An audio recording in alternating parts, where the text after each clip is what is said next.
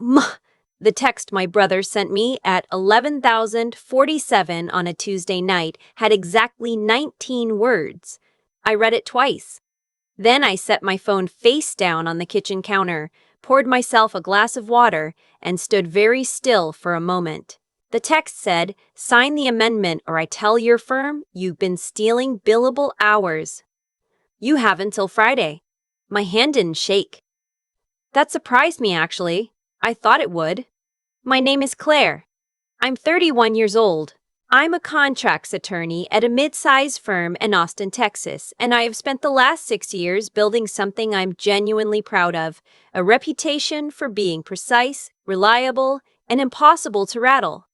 Partners trust me with the difficult clients. I don't miss deadlines. I don't make promises I can't keep.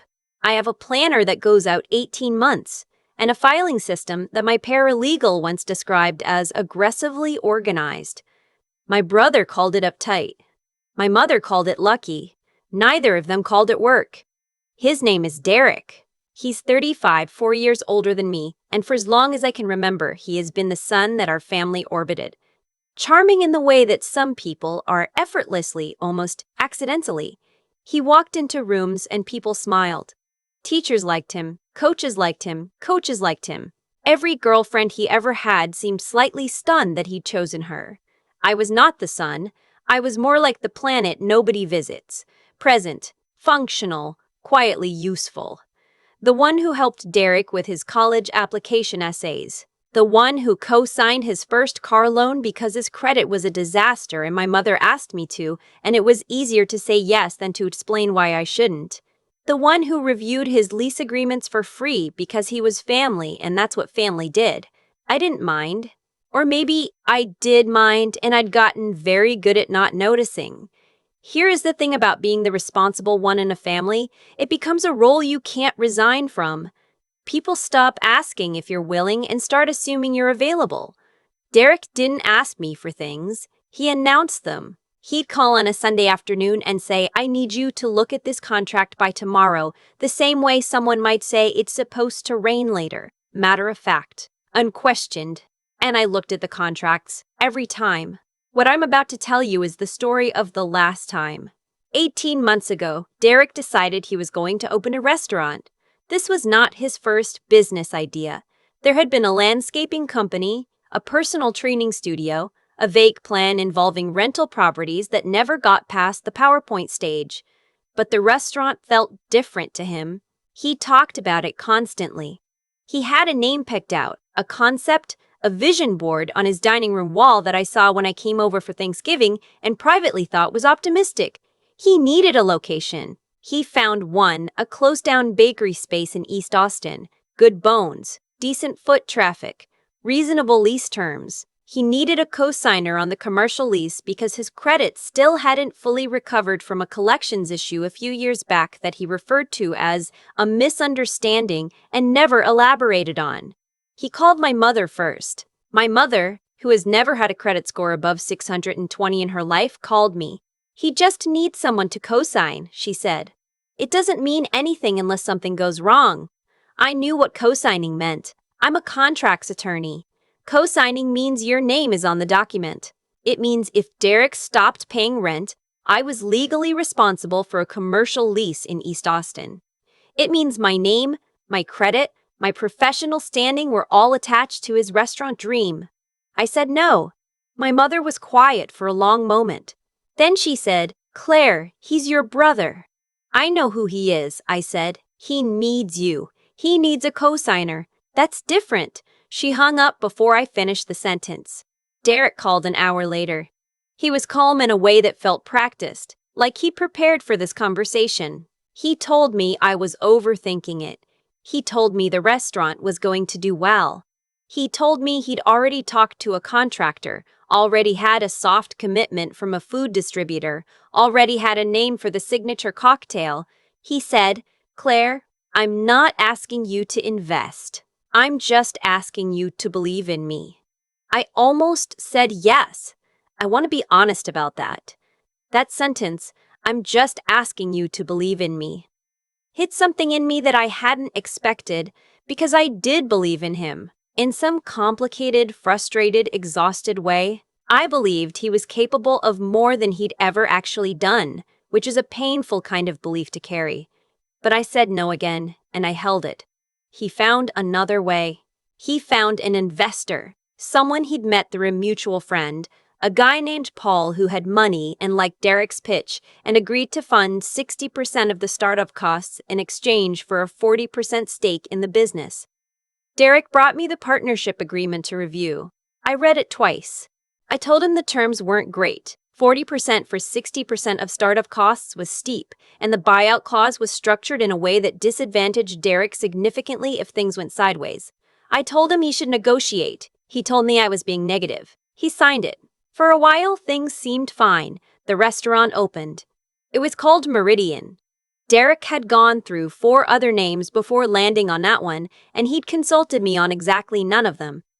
I went to the soft opening. The food was good. The space looked better than I'd expected. My mother cried, which she said was because she was proud, and I think was at least partially true. I went home that night and felt something I can only describe as cautious optimism. Maybe this was the thing that would work. Maybe Derek had found his version of the planner and the filing system. Maybe that was 8 months before the text. What happened in between, I learned in pieces.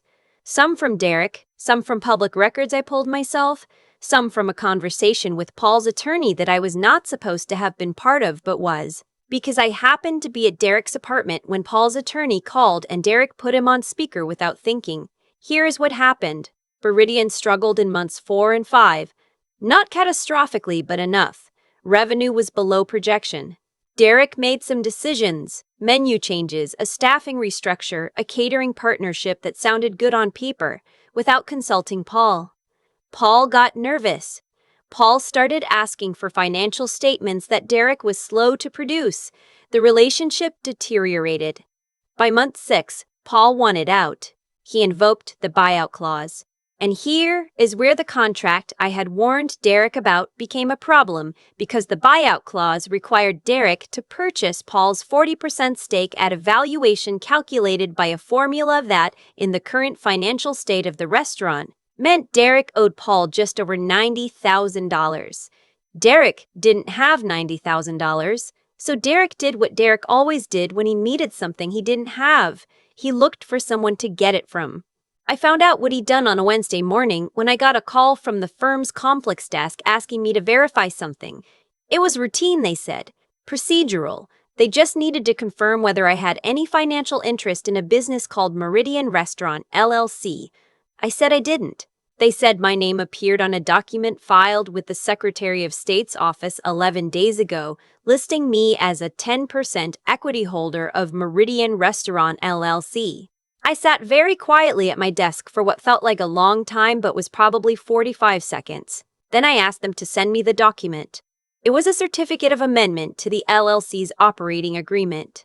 It had my name on it. It had what purported to be my signature on it. I had never seen this document before in my life. I had never agreed to be an equity holder in Meridian.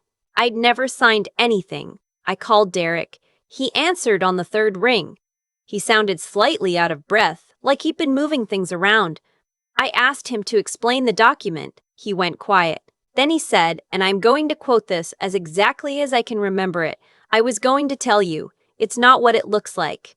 I needed the amendment to restructure the ownership because of the Paul situation, and I needed your name on it to make the numbers work for the new investor, and I knew you'd say yes if I asked. So I handled it. You forged my signature, I said.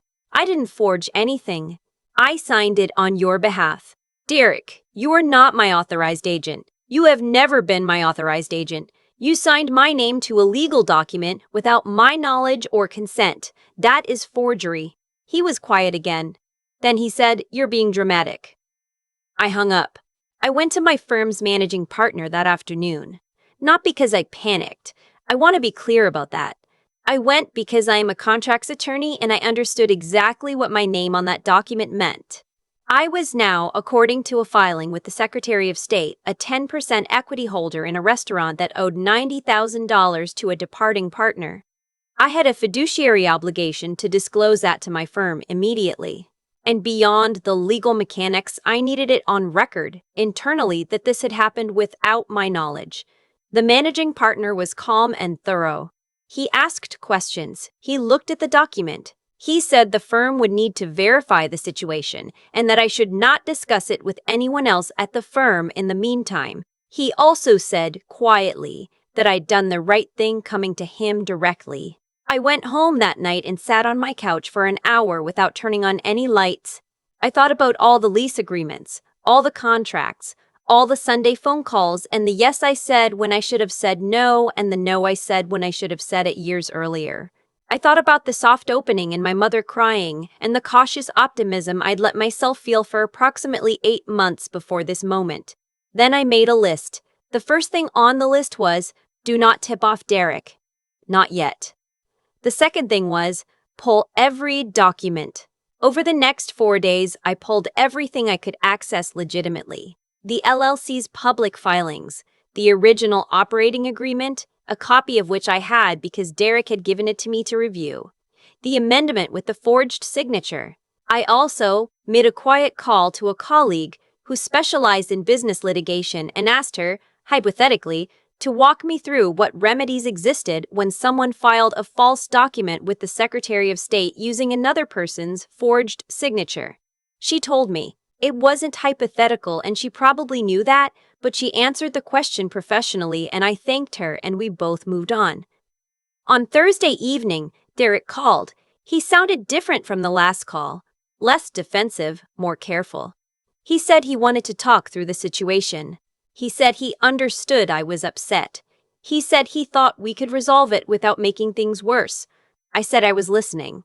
He talked for a while about the pressure he'd been under, about how Paul had backed him into a corner, about how he'd only put my name on the amendment because he was going to bring me in as an actual partner anyway, and this was just ahead of schedule. I said that made sense. I said I appreciated him explaining.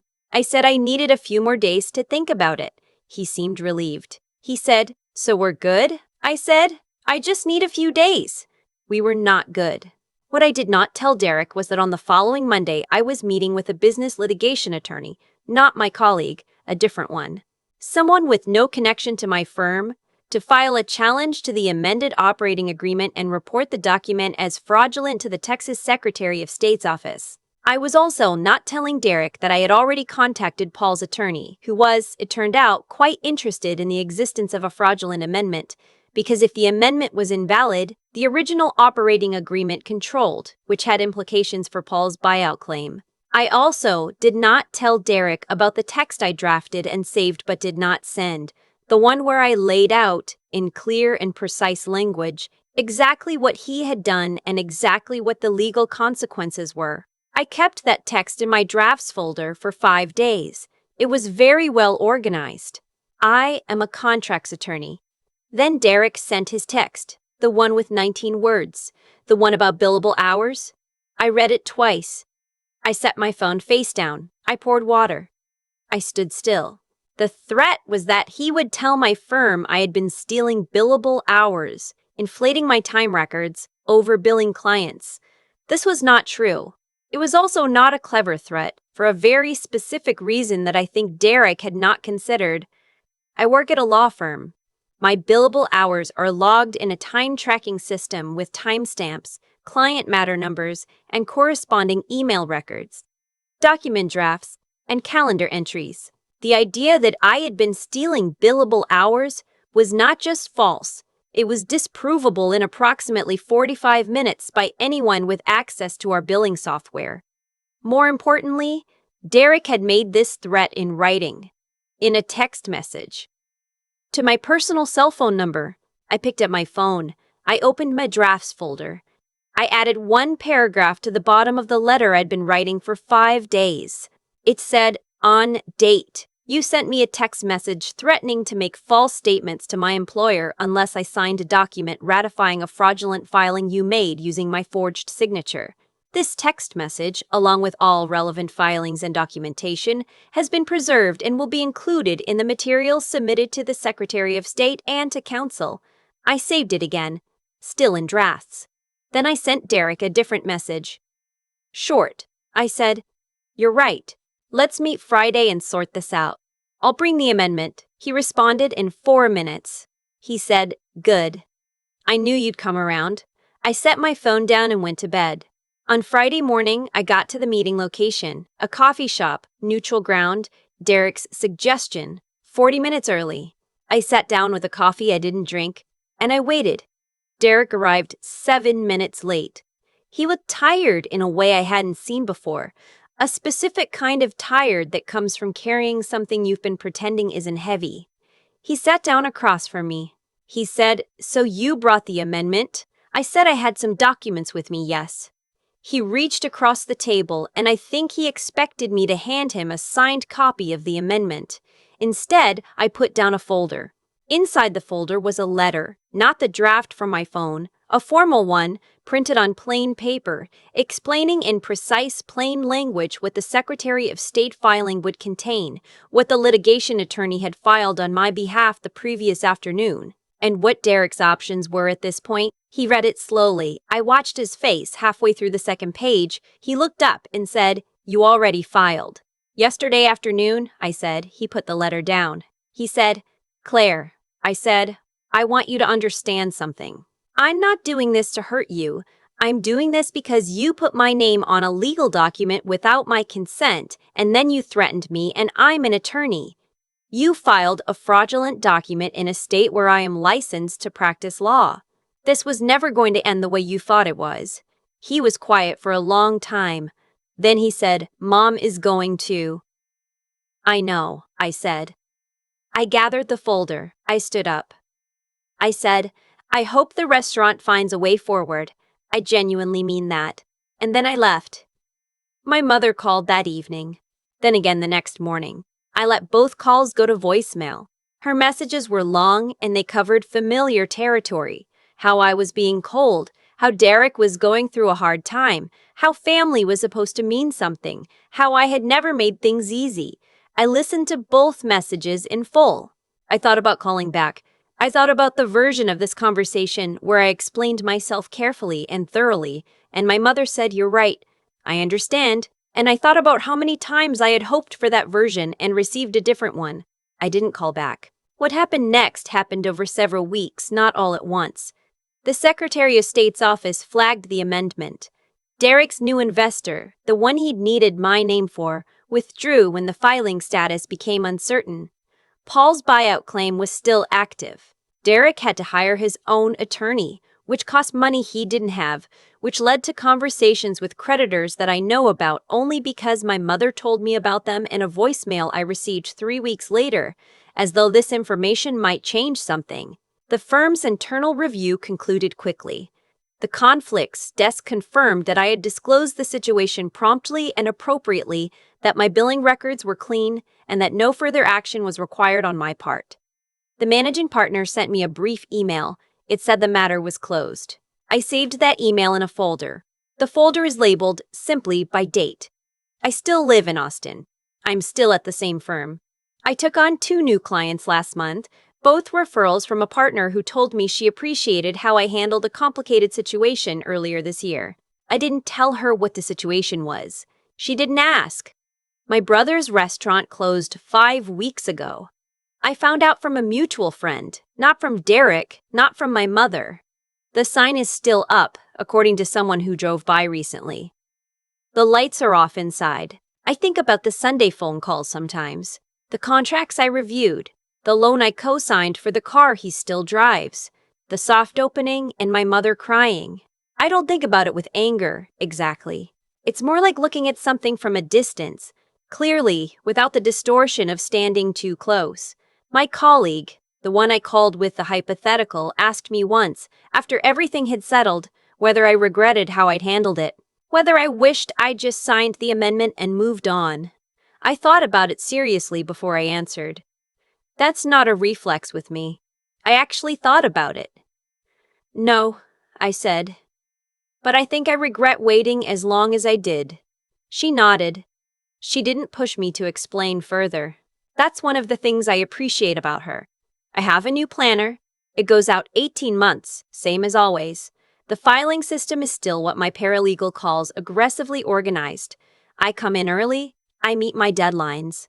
I review my contracts carefully, and I say no when I mean no, and I don't wait 5 days to send the letter anymore. There is a particular kind of peace that comes from not being someone's solution. I don't mean that in a cold way. I mean it in the way that you feel when you've been holding something heavy for a very long time and you finally set it down. Not because you stopped caring, but because you realized that carrying it wasn't helping either of you. I set it down. That's the whole story.